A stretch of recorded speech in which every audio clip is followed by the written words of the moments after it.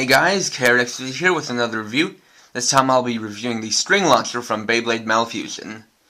So, it is, as I described it, a string launcher. Now what that means is that you've got this thing as a completely standalone piece. What makes it unique is that instead of a standard launcher where you insert a ripcord, have to pull it out, and then put it back in, this is a self-reloading launcher because it works on this pull string that can retract after it's pulled out. Now I haven't measured it, but I'd say this is maybe 1.5 to 2 feet of string, and is definitely more than I expected. Now, if you'll notice, it has this indentation for applying a decal, like you'd see on a standard launcher. Now the reason for that is that these were actually quite common in Japan.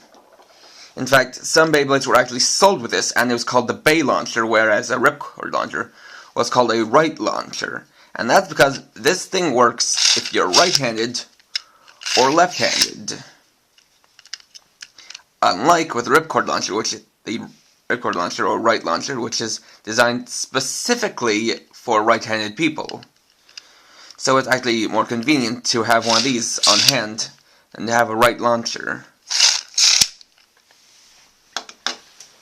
Now, like I said in my review, in one of my earlier reviews, it is compatible with the launcher grip. What I didn't mention about the launcher grip is that originally in Japan, the launcher grip was sold as a completely separate piece, and this, the grip rubber, was just sold by itself. So, as one add, now it is nice that, you get a grip rubber automatically with the launcher grip, so you don't have to go and buy this separately, because this is, if you don't have one of these, having one of these is pointless. So anyways, getting back to the review I'm supposed to be doing. So, just like a ripcord launcher, just slide it in and put on the latch. And you got it like that. Now this will also work for left or right-handed people, because if you're left-handed, you can use a side pull like that. Now since this is a launcher, unlike with the launcher grip, well, for this one I'll actually give you a performance test. And so, just to show a little bit of canonicity, I'll use my Storm Pegasus, because Ginga uses a combination of the launcher grip and string launcher in the show.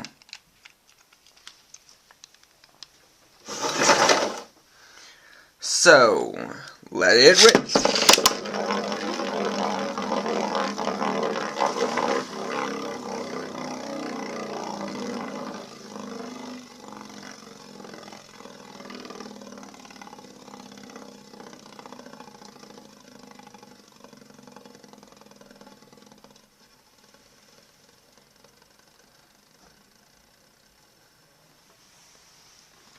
So as you can see, gives you a nice quick launch.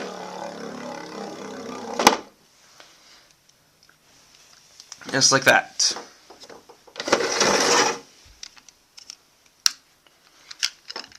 Now in physical comparison to a ripcord launcher, you see that they put the actual hooks a little bit further back, so that you can also hold it like this, more akin to the traditional launcher,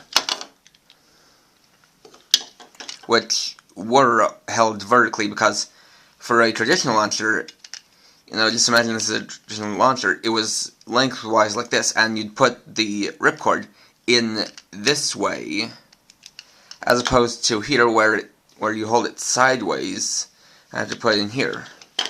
So, in that, it feels a little bit more like a traditional launcher. And so it is pretty nice. Though this is not the first time a self-winding ripcord, a self-winding launcher a ripcordless launcher was released, nor was it the first time that a launcher involving string was released, but this is, well, a culmination of the two that is, well, this is basically the one that worked out the best. Though, at the current point, this is really the only alternative to a ripcord launcher. So if you want an alternative, or if you're right-handed, or if you want there are a bunch of reasons to get this. If you like the whole pull string thing, if you want nice quick launches, if you're left-handed and aren't so comfortable having to pull like that, or even if you just want something to go along with the launcher grip without having to use one of your ripcord launchers, then yeah, I can recommend this. Definitely another cool piece of battle gear for Beyblades. And before I end this review, I'd also like to point out something that I didn't point out in my launcher grip review. Both of them came with this here, which on one side is a nice poster of the main character and his Beyblade Storm Pegasus. You can see the series logo down there. And you can see Let It Rip with katakana of it on top. Now, the funny thing about this is that this is just inaccurate, because in Japan, instead of saying 3, 2, 1, let it rip, they say 3, 2, 1, go shoot. So, putting Let It Rip in katakana is kind of suggesting that Let It Rip came from Japan, which is not correct. Also, you'll see here, he spells his name Jinga Hagani. Well, yeah.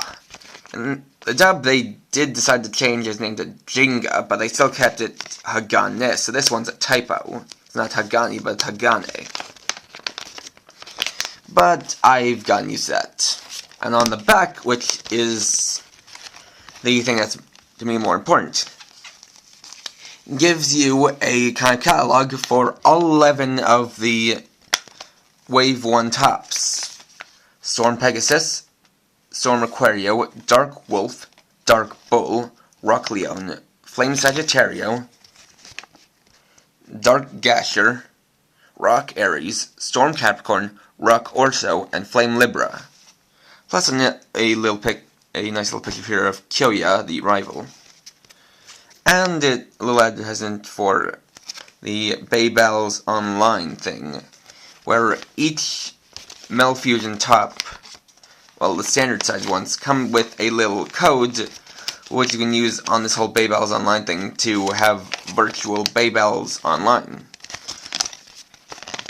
Which is kind of similar to what they're doing with Bakugan recently, with the whole online Bakugan thing, where you also have codes that give you